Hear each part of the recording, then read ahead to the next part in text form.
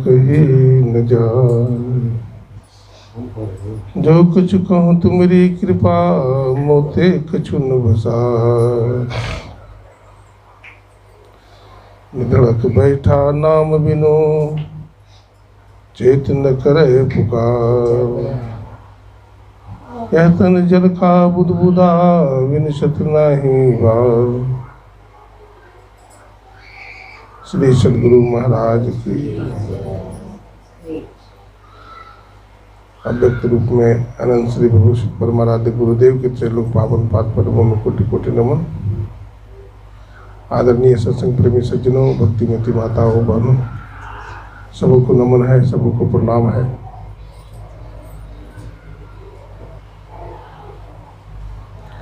आज हम लाल साहब के घर में सत्संग करने आए हैं, आशा माता जी के घर में। ये बड़े पुराने सत्संगी हैं और बड़े सेवा भावी भी हैं।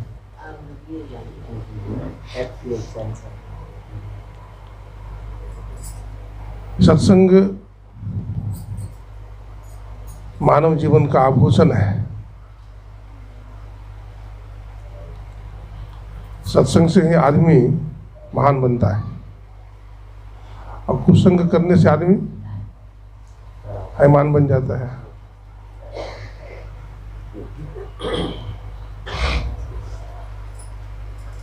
धूल को देखे हैं, धूल को, धूल हवा का संग करती है तो आसमान में चढ़ जाती है, और वही धूल अगर पानी का संग करती है तो वो कहाँ, कीचड़ में, गड्ढा में, नाला में चला जाता है।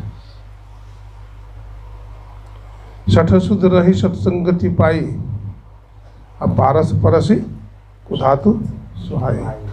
सठ से सठ आदमी भी सत्संग पा करके सुधर जाता है। इसलिए सबको सत्संग करना चाहिए। शंकराचार्य महाराज कहते हैं, सत्संगत्वे निसंगत्वम, निसंगत्वे निर्मोहत्वम, निर्मोहत्वे निश्चरितत्वम, अनिश्चरितत्वे जीवन मुक्ति। मिलता है सच्चा सुख केवल भगवान तुम्हारे चरणों में। उद्धार पतन अब मेरा है भगवान तुम्हारे हाथों में। हम हैं संसार के हाथों में, संसार तुम्हारे हाथों में। अब सौंप दिया इस जीवन को भगवान तुम्हारे हाथों में। हम अपने जीवन के बागडोर को छोड़ देना चाहिए। कैसे छोड़ना चाहिए? तो कहते हैं जैसे सूखी पत्ती को देखें, जैसे सूखी पत्ती अपने को तूफान में छोड़ देती है न, तूफान चाहे उसको जिधर भी उड़ा के ले जाए। साधक को भी अपने जीवन का बागडोर गुरु के चरणों में सौंप देना चाहिए। तो जीव का कल्याण होता है। ये मानव का शरीर हम लोग को मिला हुआ है। भगवान राम ने कहा, बड़े भाग मानुष तन पावा, बड़े भाग्य से मनुष्य का शरीर मिला है। देवी देवता को भी दुर्लभ है और वो पदार्थ हमको मिला हुआ है। तो इस तत्व को पाकर के हमको क्या करना चाहिए? संत सद्गुरु के शरण में जाना चाहिए, उनसे शिक्षा दीक्षा ग्रहण करनी चाहिए और ध्यान भजन में लग जाना चाहिए। देखिए, हम लोग बहिर्मुख हैं। क्या है? बहिर्मुख है। रास्ता दोनों तरफ है, बाहर में भी है और अंदर में भी रास्ता है। लेकिन बाहर का जो रास्ता है वो सबके लिए सुगम है। अंदर का रास्ता जो सद्गुरु से दीक्षित है और जो ध्यान भजन करता है उसी को खुलता है, उसी को मिलता है। तो उसको हमें प्राप्त करना है, उस पर हमें चलना है। और चलने से क्या होता है? तो गुरुदेव कहते हैं, चलो तो पंथ सुख होत महा है। चलने से उस रास्ता पर जो चलता है उसको बड़ा ही आनंद मिलता है। इतना आनंद मिलता है कि श्रुति कहती है रसो वैसा, वैसा रस दुनिया में नहीं है। लब्ध्वानंदी भवती, जिसको प्राप्त करके बहुत आनंद विभोर हो जाता है। ब्रह्मानंदम परम सुखदम केवलम ज्ञान मूर्ति नंदातीतम गगन सदृशम मेघ वर्णम शुभांगम लक्ष्मीकांतम कमलनयनम योगी ध्यान गम्यम वंदे विष्णु भव भय हरणम सर्वलोके कनाथ। तो वो जो ब्रह्मानंद है, परमानंद है ना, वो सुख मिल जाएगा तो फिर संसार का सुख फीका पड़ जाता है।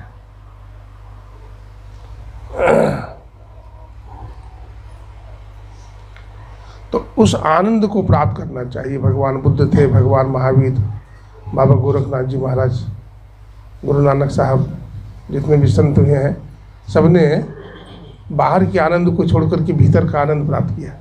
नहीं, भगवान बुद्ध राजा थे, महावीर भी राजा थे। राजपाट छोड़ करके भगवान के भजन करने लगे, है ना।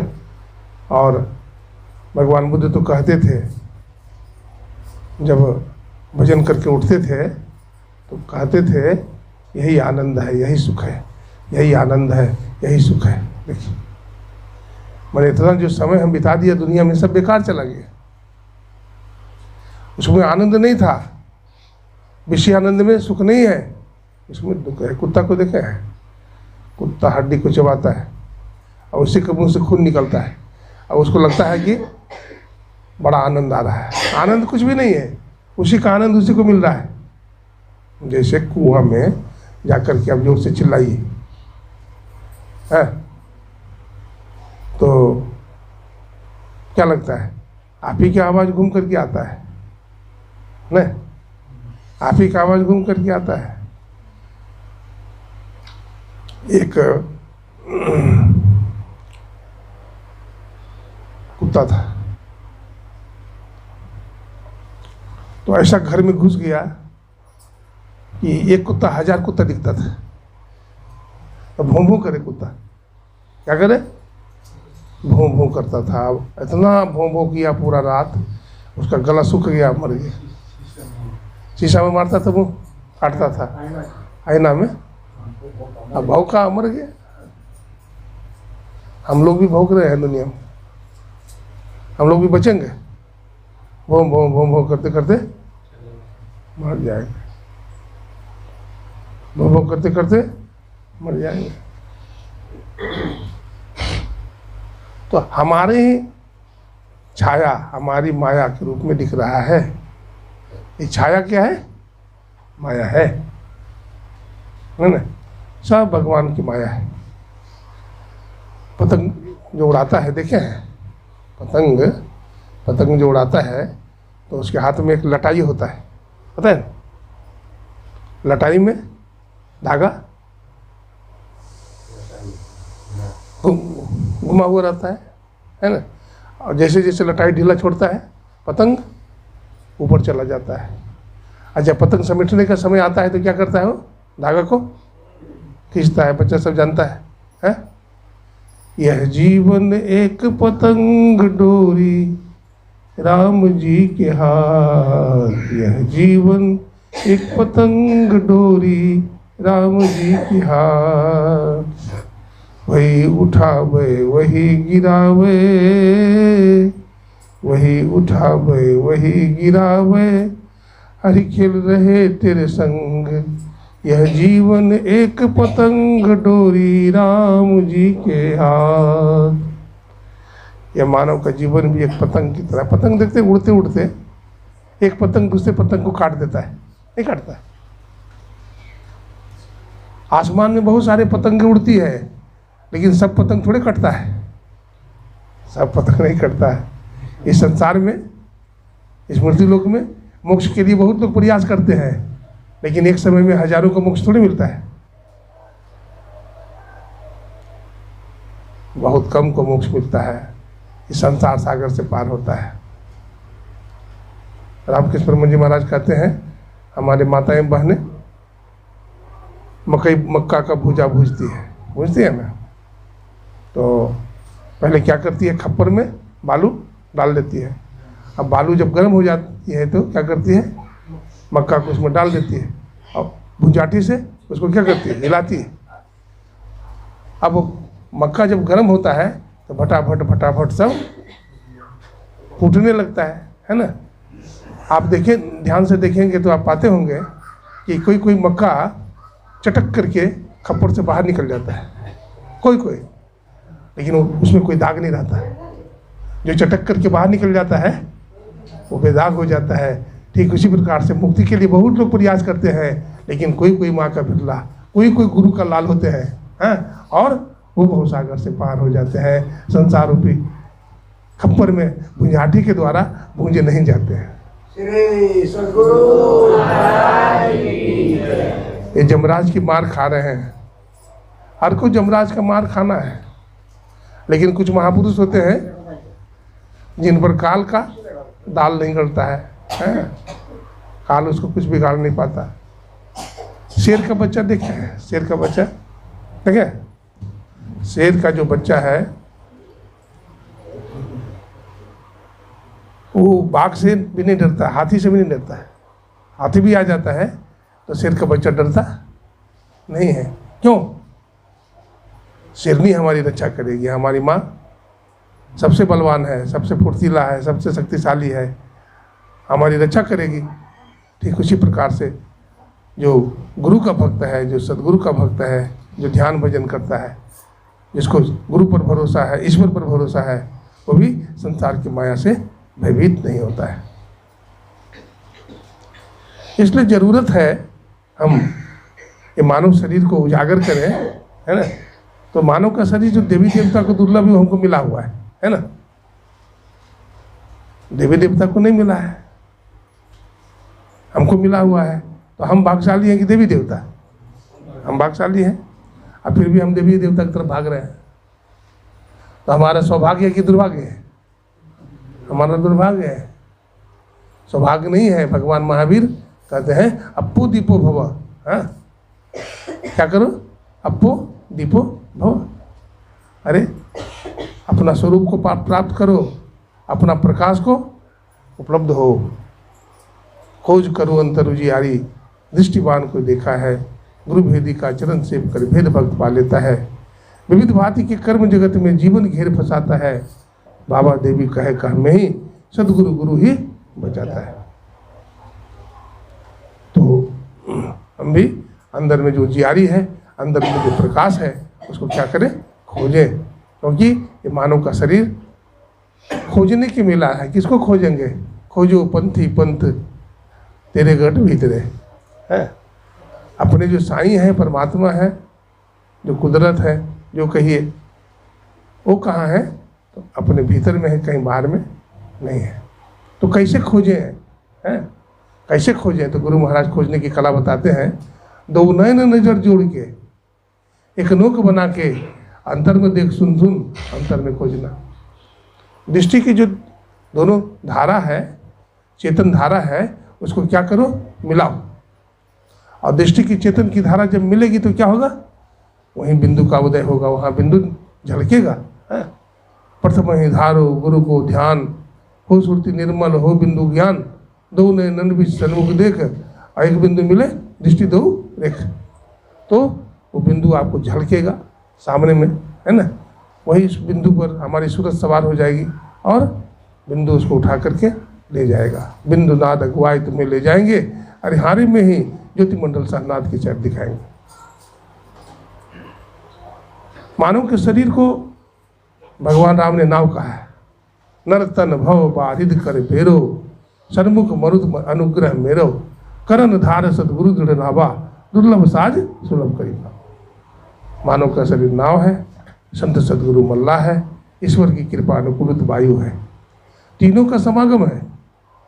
आप नाविक को देखते होंगे, नाव अगर पूरब से पश्चिम ले जाना हो और हवा पूरब से पश्चिम चल रही है तो पल्ला बांध देगा पूरब की तरफ। नाव आराम से बिना खेए भी लग जाता है किनारे, थोड़ा बहुत इधर उधर करता है, पानी की धारा में नाव बहते चली जाती है। तो यही है, सदगुरु की कृपा हो जाती है तो परमात्मा की कृपा भी मिलती है। सदगुरु जब नाव पर बैठ जाएंगे, पहले तो नाव डमाडोल था, जब तक सदगुरु नहीं बैठे थे। लेकिन जैसे ही सदगुरु नाव पर सवार होते हैं तो परमात्मा की कृपा भी अनुकूलित हो जाती है। इसलिए भजन साधन करना चाहिए, सत्संग करना चाहिए, तभी ये मानव का जीवन जो है सफल होता है। सत्संग को टाल बटोल नहीं करना चाहिए, भजन भक्ति को टालना नहीं चाहिए, टालने से ठीक नहीं होता है। संत गुरु नानक साहब थे, ठीक है, तो संत गुरु नानक साहब सत्संग किया करते थे, है ना। तो सत्संग किया करते थे संत गुरु नानक साहब। तो एक सज्जन ने पूछा उनसे कि बाबा सत्संग करने से क्या मिलता है। तो गुरु नानक साहब ने कहा कि जी तुमको मैं खुद ही दिखा देता हूँ कि सत्संग करने से क्या मिलता है, तब तुमको विश्वास होगा। तुम चले जाओ जंगल में, जंगल में एक पीपल का गाछ है, पीपल के गाछ के पास जाके देखना वहाँ कौन है। तो गया पीपल के गाछ के पास, इधर उधर देखा तो कुछ दिखाई नहीं पड़ा। तो गाछ पर देखा झाँक करके, तो एक कौआ और एक कौवी बैठी हुई है। आ गया देख करके, गुरु नानक साहब पूछते हैं क्या देखा। बोला गुरुदेव कुछ था नहीं, वहाँ देख कौआ और कौवी बैठा हुआ था और कोई नहीं था। गुरु नानक साहब कहे कल भी जाना। वो कल भी गया, तो कल वहाँ गया तो क्या देखता है, ऊपर में गाछ पर एक बगुला और बगुली बैठी है। गुरु नानक साहब फिर पूछे कि क्या भाई क्या देखा। तो बगुला बगुली को देखा। तीसरे दिन फिर भेज दिए, बोले क्या बात है, कुछ दिखाई तो पड़ता नहीं है, गुरु जी भेज देते हैं रोज। चला गया, गुरु का आदेश है, चला गया। तो क्या देखा, हंस और हंसिन। क्या देखा, हंस और हंसिन को देखा। चौथा दिन फिर भेज दिए, बोला आज भी जाना, आज भर जाओ। तो आज गया तो क्या देखा, एक राजकुमार और एक राजकुमारी। तो उसको देख करके पूछता है, साधक पूछता है भाई आप कौन हैं। बोला आप हमसे पूछते हैं कौन है, आप रोज यहाँ आते हैं, आप गुरु नानक साहब का दर्शन करते हैं, संत का दर्शन करते हैं, आप भाग्यशाली हैं। मैं तो अभागा आदमी हूँ, लेकिन मैं भी आपका दर्शन करता हूँ। तो गुरु नानक साहब का करंट आपके पास आता है और आपका करंट मेरे पास आता है। आप देखें न, पहला दिन में क्या बना हुआ था, कौआ कौवी। आपका दर्शन किया तो मैं क्या बन गया, बगुला बगुली। तीसरा दिन फिर आपका दर्शन किया तो मैं हंस और हंसिन बन गया। और चौथा दिन के दर्शन में मैं राजकुमार और राजकुमारी बन गया। श्री सद्गुरु महाराज। संतों के दर्शन से यही होता है, संतों के दर्शन से यही लाभ होता है। संत शरण मन लागरे तेरी अच्छी बनेगी। कहते हैं संतों के शरण में जाओ, तुम्हारी क्या बनेगी, अच्छी बन जाएगी।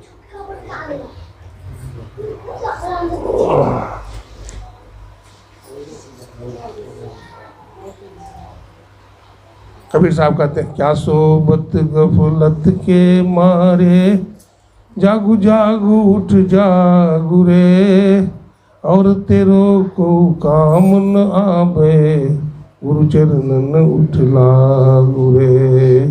क्या सोबत गफलत के मारे, जागू जागू उठ जागू रे, और तेरो को काम न आवे, गुरु चरणन उठ लागू रे। यह तन चोला बड़ा अमोला, लगत दाग पर दाग रे, दो दिन का गुजरान जगत में, जरत मोह का आग रे। दो दिन का गुजरान जगत में, जरत मोह का आग रे। यह तन चोला बड़ा अमोला, लगत दाग पर दाग रे, दो दिन का गुजरान जगत में, जरत मोह का आग रे। क्या सोबत गफलत के मारे, जागू जागू उठ जागू रे, और तेरो को काम न आवे, गुरु चरणन उठला बुरे। कहते दुनिया का कुछ काम नहीं आएगा। क्या काम आएगा? अपने संत सदगुरु का दर्शन करो, सत्संग करो, और वो जो भजन करने की युक्ति बताए हैं वो करते रहिए। और क्या बताया है? व्यभिचार, चोरी, नशा, हिंसा, झूठ सजना चाहिए। इन पंच पापों से अपने आप को क्या करिए? बचाते रहिए। बहुत बड़ा काम है, और इसको छोड़ करके दुनिया में कोई पाप नहीं है। जो पंच पापों से बचा लिया अपने आप को, तो फिर कुछ पाप बचा ही नहीं करने को जो करेगा वो।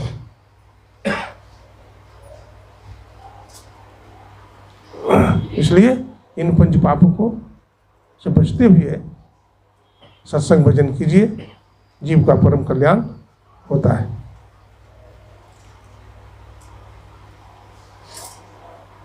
तात स्वर्ग अपवर्ग सुख, धरी अतुलाय कंग, अतुल रताही सकल मिली जो सुख लभ सत्संग।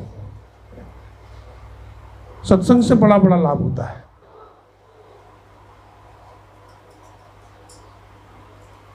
मानव शरीर सत्संग करने वालों को मिलता है। जिसका भक्ति का बीज इस जन्म में पड़ गया और सत्संग ध्यान करते रहा, तो उसी को बार बार मनुष्य का शरीर मिलते रहता है। एक महात्मा है, कहते हैं तप करने से राज्य मिलता है।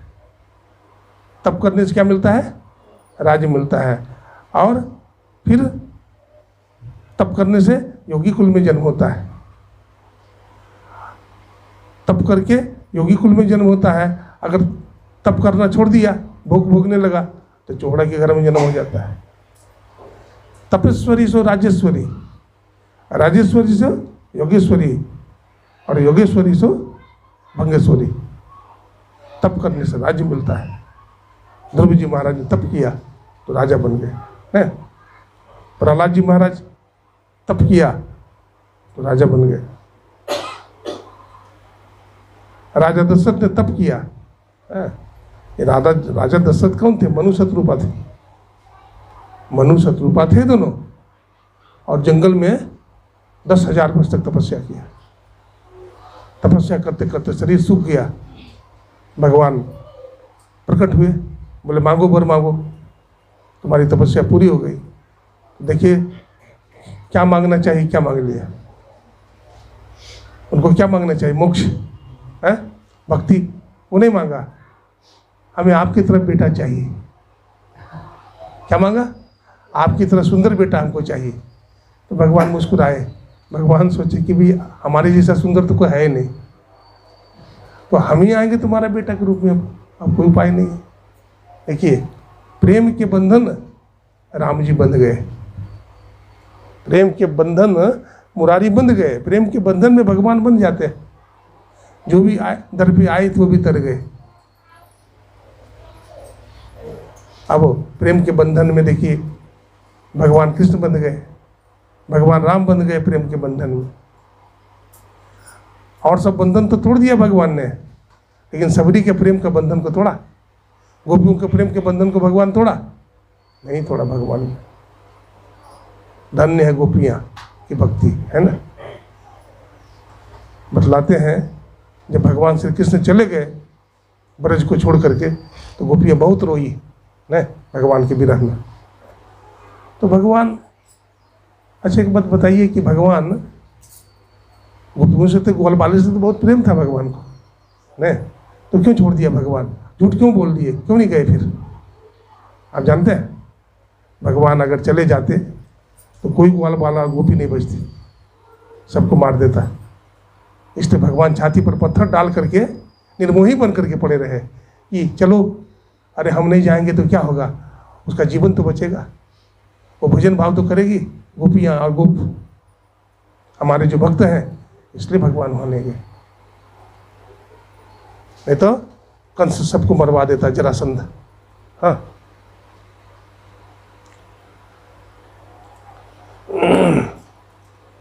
तो प्रेम के बंधन में देखिए भगवान कहते हैं कि मैं भक्तों को अगर भक्ति का आशीर्वाद देता हूँ तो हमको बंधना पड़ता है। इसलिए भगवान धन दौलत दे देते हैं, मकान दुकान दे देंगे, लेकिन प्रेम नहीं देते हैं भगवान। और जब भगवान प्रेम प्रदान कर देते हैं, भक्ति प्रदान कर देते हैं, तो भगवान को बंधना पड़ता है। माता जसोदा को ऐश्वर्या भक्ति दिया भगवान है। दो तरह की भक्ति है, एक ऐश्वर्या भक्ति और दूसरा वात्सल्य भक्ति। वात्सल्य भक्ति क्या है? वात्सल्य प्रेम। माता जसोदा से भगवान को बड़ा लगाव है। एक बार भगवान माखन चुराते थे हैं, तो गोपियाँ ने उलाहना देने आती थी माता जसोदा को, देख जसोदा, तुम्हारे लाला माखन चुरा लेता है, खाता भी है, ग्वाल बालों को खिलाता भी है, अब बंदर को भी खिलाता है, लुटाता है, खाता भी नहीं है, खिलाता भी नहीं, लुटाता है, क्यों नहीं मना करती है?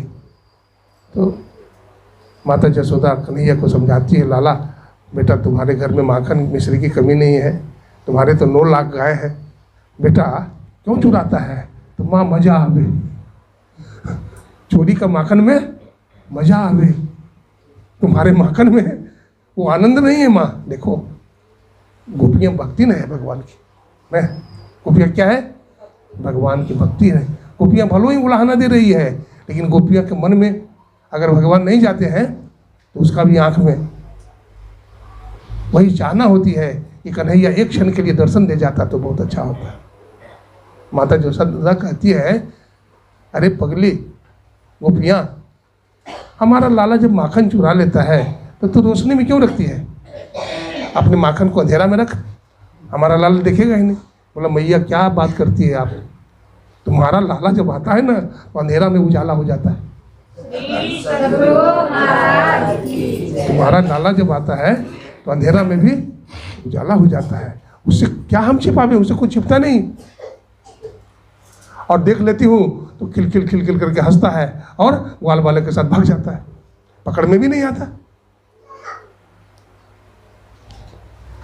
अब देखिए जब बहुत उद्यम बढ़ने लगा, बहुत शरारत करने लगे भगवान, तो जसोदा कहती है, लाला आज मैं तुम्हें मारूंगी, बांधूंगी बेटा, आज मैं नहीं छोड़ूंगी, तू बहुत उलाहना दिलवाता है, गाली खिलवाता है। तो माता जसोदा हाथ में लाठी ले ली है, क्या लाठी, और लाठी लेकर के कन्हैया को खदेड़ी जा रही है, जिसके डर से काल भी थर थर काँपता है। आज माता के जसोदा के डर से कन्हैया थर थर काँप रहे हैं, भागे जा रहे हैं, भागे जा रहे हैं। छोटा सा बच्चा है लेकिन भागते ही नहीं है, पीछे मुड़ करके भी देखते हैं कि मैया कहाँ तक आई है, दौड़ते हैं और पीछे मुड़ करके देखते हैं। शेर को खदेड़िएगा ना तो शेर तो भागेगा जरूर, लेकिन पीछे मुड़ करके देखेगा। भगवान भी पीछे मुड़ कर देखते हैं कहाँ तक आई है, और हाथ में लाठी लेकर के आई है, पकड़ में थोड़े आएंगे। माता जसोदा थक जाती है, शरीर थोड़ा भारी है, थक जाती है, तो सोचती है चलो लाठी फेंक देते हैं, ऐसे पकड़ में नहीं आएगा ही, लाठी फेंक देती है। कन्हैया मुड़ करके देखते हैं, अरे चलो ये लाठी फेंक दिया है। लाठी क्या है? अहंकार का प्रतीक है। जब तक जीव में अहंकार आता है तो भगवान उससे दूर भागते हैं। अहंकारी आदमी को भगवान पसंद नहीं करते। हमारे गुरु महाराज लिखते हैं, पाखंड अरु अहंकार तजी, निष्कपट हो अरु दीन हो, सब कुछ समर्पण कर गुरु की सेव करनी चाहिए। पाखंड और अहंकार साधक में नहीं होना चाहिए। अगर पाखंड और अहंकार आ गया तो भक्ति से आप दूर चले जाएंगे।